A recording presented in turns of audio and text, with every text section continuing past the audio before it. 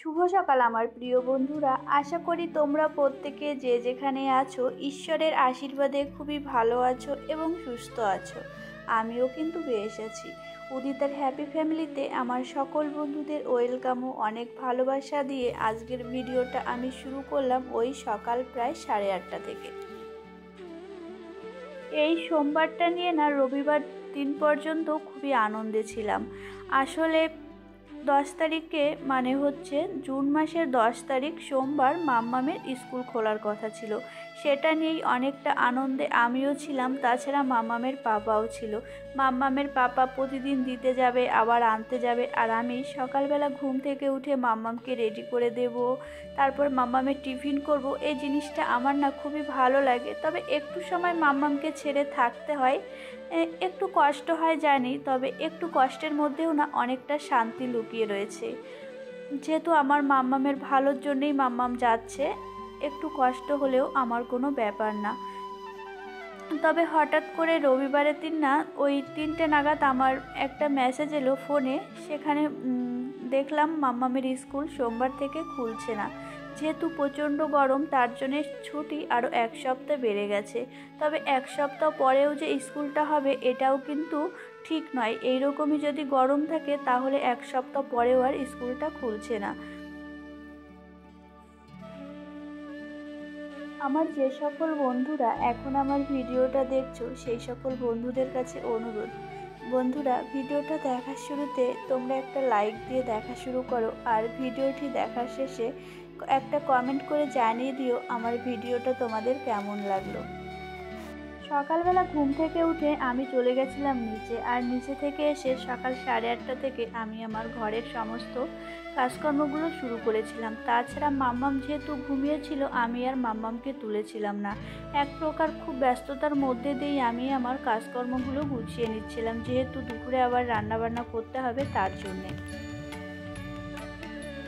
আর যে সকল বন্ধুরা এখনও আমার চ্যানেলটিকে সাবস্ক্রাইব করোনি সেই সকল বন্ধুদের কাছে অনুরোধ করছি, বন্ধুরা আমার চ্যানেলটিকে সাবস্ক্রাইব করে আমার পরিবারের একজন হয়ে যাও, আর মিষ্টি করে একটা কমেন্ট করে দিয়ে যাও বন্ধুরা। সেই কমেন্টের ভিত্তিতে আমি কিন্তু পৌঁছে যাব তোমাদের পরিবারে। তাছাড়া তোমাদের একটা কমেন্ট, একটা লাইক আর একটা সাবস্ক্রাইব আমাকে কিন্তু অনেক উৎসাহ দেয় আরও নতুন নতুন ভিডিও করার জন্যে। আর আমার যে সকল পুরনো বন্ধুরা রয়েছে তারা আমাকে প্রতিনিয়ত এত ভালোবাসা দিচ্ছ আর এত সুন্দর সুন্দর কমেন্ট করছো, তাতে আমি কিন্তু অনেক উৎসাহ পাচ্ছি আরও সুন্দর সুন্দর ভিডিও করার জন্যে। আর তোমরা আমার পাশে এইভাবেই থেকো, আমিও কিন্তু তোমাদের পাশে আছি। এখন বেজে গেছে ওই প্রায় 9:30। মাম্মাম এখন এই ঘুম থেকে উঠলো, আর আজ ঘুম থেকে বায়না হয়েছে ব্রাশ করবে না, কিছুতেই ব্রাশ করবে না। আমি বলছি আমি করে দিই, তাতেও করবে না। তারপরে আমি কিন্তু জোর করে ব্রাশটাকে মুখের মধ্যে ঢুকিয়ে দিয়েছিলাম, তার জন্যে মাম্মাম কিন্তু কান্নাকাটি শুরু করে দিয়েছিল। তাছাড়া বাচ্চা মানুষ তো প্রতিদিন এক জিনিস ভালো লাগে না, সেটা আমরাও জানি, সেটা বুঝি, কিন্তু কিছু করার নেই। এই সমস্ত জিনিসগুলো তো করতেই হবে, কোনো উপায় নেই। গতকাল রাতে না মাম্মাম অনেকটা রাতেই ঘুমিয়েছিল। ওই যেহেতু মেসেজটা আমার ফোনে আগেই চলে এসেছিল, তাই আমি মাম্মামকে নিয়ে একটু শুয়ে পড়েছিলাম, আর মাম্মাম না ঘুমিয়ে গেছিলো। আর মাম্মাম ঘুমিয়ে গেলে রাত 8টা নাগাদ উঠেছিল, তারপর আবার ঘুমোতে ঘুমোতে মাম্মামের বেজে গেছিলো প্রায় 1টা। তার জন্যে আজ আবার মাম্মাম অনেকটা টাইম ঘুমিয়েছে। তারপরে এখন আমি মাম্মামকে ব্রাশ করিয়ে খাইয়েও দিয়েছি, এখন আমি এই যে বিছানাটা গুছিয়ে নিচ্ছি। তবে বিছানাটা গোছানো তোমাদের আর দেখাতে পারলাম না।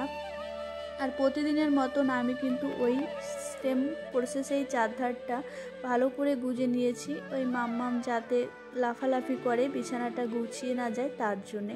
তারপরে আমি এখানে কিন্তু জানালাটা খুলে দিলাম, আর জানালাটা খুলে দিলে কিন্তু খুবই ভালো লাগে। সকালের যে রোদ্দুরটা গায়ে লাগানো যেমন উপকার, তেমনি ঘরে ঢোকালেও বেশ ভালোই লাগে। আর আমাদের জানলাটা খুললে না ওই সাইডের ওই সুন্দর সবুজ সবুজ দেখা যায়, সেটা খুবই ভালো লাগে। তারপর এখন সকালের খাওয়া দাওয়া করে আমি গ্যাসটাকে মুছে নিচ্ছি। তাছাড়া বন্ধুরা আমরা যারা গৃহবধূরা রয়েছি, আমাদের শুধু রান্নাবান্না ছাড়াও কিন্তু অনেক কাজকর্ম থাকে সংসারে। শুধু রান্নাবান্না করলেই কি আমাদের কাজকর্ম শেষ হয়ে যায়? সেটা কিন্তু মোটেও না। তারপরে এই যে সকালের খাওয়া দাওয়ার পরে বাসনপত্র ধুয়ে নিয়েছি, গ্যাস ট্যাস ভালো করে মুছে নিলাম। আর সকালবেলা যেহেতু রুটি করা হয়, গ্যাসের অবস্থা তো খুবই খারাপ হয়ে যায়, না মুছলে আমার একদমই ভালো লাগে না, তাই আমি পরিষ্কার করে নিলাম। আর এই সাইডটাতেও দেখলাম বেশ কিছু একটু এলোমেলো হয়েছিল, সেটাকেও না আমি ভালো করে গুছিয়ে নিলাম। আর এখন যে মুখের অবস্থাটা দেখতে পাচ্ছ, এটা কেন হয়েছে জানো? আসলে মা কয়েকটা জামা কাপড় ভিজিয়েছিল, সেই জামা কাপড়গুলোই আমি ধুয়ে দিয়েছি। তবে উপরে আমি নিজের ঘরে ধুলে না অতটা গরম লাগে না, আর ওই সাইডটাতে ধুয়েছি, ওর জন্য প্রচণ্ড পরিমাণে ঘেমে গেছিলাম। তাছাড়া হঠাৎ করে আমাদের আবার চেঞ্জ হয়ে গেল, মা বলল মাই রান্নাবান্না করবে, তাই মা যেহেতু রান্নাবান্না করবে আমি ওই জামা কাপড়গুলো যেহেতু মা ভিজিয়েছিল ওইগুলো ধুয়ে দিলাম। আর এখানে আমি কিন্তু মাকে সমস্ত কিছু গুছিয়ে দিয়েছি, যেহেতু মা রান্নাবান্না করবে। আর এই সমস্ত কিন্তু গুছিয়ে দিয়ে আমি চলে যাব উপরে। তাছাড়া আমি কিন্তু উপরে মাম্মামকে ভাত দিয়ে বসিয়ে রেখে এসেছিলাম, মাম্মাম ভাত খাচ্ছিল আর আমি নিজের এই কাজবাজগুলো গুছিয়ে নিচ্ছিলাম।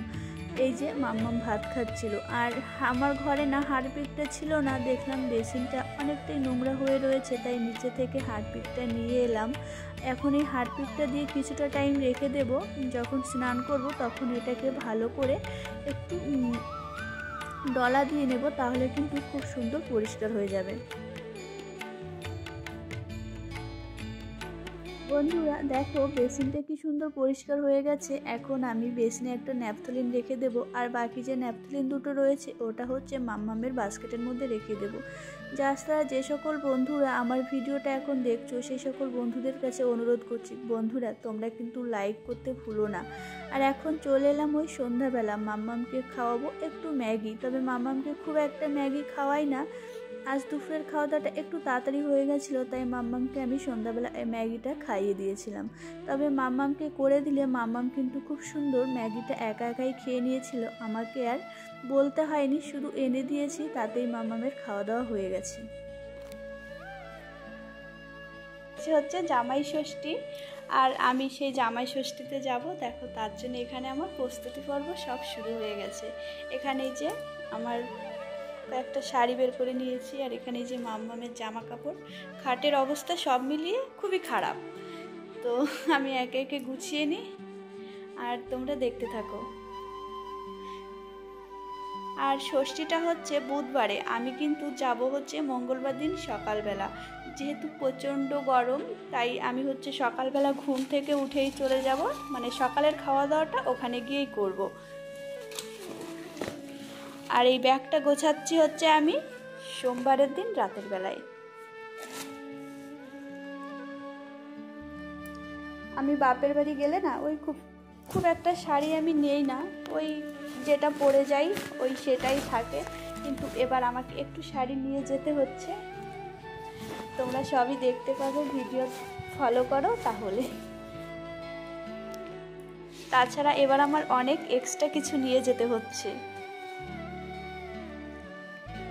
এই শাড়িগুলো আমি মাঝে মাঝে একটু ঘুরিয়ে ফিরিয়ে পরি, যেহেতু বাড়িতে থাকবো না, আর জামাই ষষ্ঠীতে যাব, আমি সেখানে গিয়ে 1 সপ্তাহ মতন থাকবো, আর মামামের পাপা না চলে আসবে, তাই আলনায় থাকলে না জামা কাপড়গুলো একটু নোংরা নোংরা হয়ে যাবে, তাই আমি এই জামা কাপড়গুলোকে না এই ড্রেসিং টেবিলের মধ্যেই ঢুকিয়ে রেখে যাব একদম নিশ্চিন্তে। কেননা আমি যদি না থাকি হয়তোবা অনেক সময় মামামের পাপার কাজের চাপ থাকবে, হয়তোবা ঘর ঝাড় দেবে কি দেবে না, তাতে হয়তোবা ঘরে অনেক নোংরা হয়ে থাকতে পারে, পোকামাকড় থাকতে পারে, তার জন্য আমি না এখানে রেখে দিলাম। তারপরে আমার যেটা সব থেকে বড় কাজ রয়েছে সেটা হচ্ছে আমার মিষ্টি পাখির বই খাতাগুলো গুছিয়ে রাখা। যা বিশাল ধুলো, আর আমি যদি এই বই খাতাগুলো এখান থেকে সরিয়ে না রেখে যাই, ওই মাম্মামের বইগুলো তো ধুলো পড়ে যাবে, তার জন্য এই বইগুলো না আমি এখন আলমারিতে তুলে রেখে দিয়ে যাব। তাছাড়া আমি যখন যাই আমি কিন্তু আমার ঘরের সমস্ত জিনিসগুলোই একটু গোছগাছ করে রেখে যাই, কেননা এইভাবে থাকলে পরে ছেলে মানুষ তো বাড়িতে অত খেয়াল থাকে না, আর সমস্ত কিছু না খেয়াল রাখতেও পারে না। তাই আমি নিজেই একটু হিসাব করে সমস্ত কিছু গুছিয়ে রাখি। আর এখানে আমি তো সমস্ত কিছু গুছিয়ে নিচ্ছিলাম, আমার মাম্মাম কিন্তু মামা বাড়ি যাবে সেই আনন্দে এখানে বই খাতা দিয়ে বসিয়ে রেখেছিলাম। মাম্মাম একা একাই পড়ছিল, আর এখানে দেখো তোমাদের একটু হামি দিয়ে দিল। আমার ব্যাগটা না মোটামুটি গোছানো হয়ে গেছে। এখন এই যে এই জিনিসগুলো গুছিয়ে নেব, তাছাড়া আমার সাইড ব্যাগটা গুছিয়ে নেব। আর সাইড ব্যাগে আমি যেটা নেব সেটা হচ্ছে মাম্মামের এক্সট্রা একটা জামা প্যান্ট, আর যেটা নেব সেটা হচ্ছে 3টে প্যাম্পার্স। যেহেতু ট্রেন জার্নি করব, মাম্মাম যদি ট্রেনে বসে টয়লেট করতে চায়, মাম্মামকে আমি এই প্যাম্পার্সটা পরিয়ে দেব। তারপরে ওটাকে খুলে ফেলে দিয়ে আমি হচ্ছে মাম্মামকে আবার প্যান্ট পরিয়ে দেব। তাছাড়া ট্রেন থেকে নামিয়ে টয়লেট করানোটা তো সম্ভব নয়, আর তার জন্য আমি এখানে 3টে প্যাম্পার্স নিয়ে নিয়েছি। আর যেটা না নিলেই নয় সেটা হচ্ছে একটা ছাতা, তবে আর একটা জলের বোতল, রুমাল নেব। সেটা আমি এখন আর ব্যাগে ঢুকাচ্ছি না, ওটা পরেই ব্যাগে ঢুকিয়ে নেব।